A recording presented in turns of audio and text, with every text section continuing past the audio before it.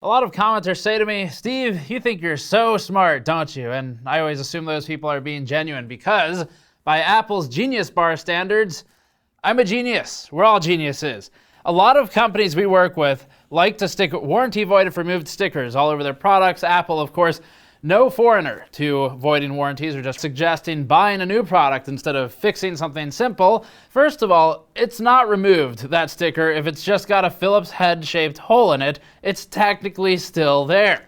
Secondly, a lot of people don't know that these stickers are actually illegal. The FTC says so, and unenforceable in a lot of countries, like the US. Third, repairing products isn't hard. A lot of the time, a quick guide online will show you that there are just a few screws, and then you can replace the thermal paste, the fan, the battery, instead of hundreds of dollars worth of gold, silicon, copper, and rare earth metals. The world's buy and replace approach to electronics is financially harmful for the consumer, but also damaging to the world's finite supply of rare earth metals used to make the electronics we love.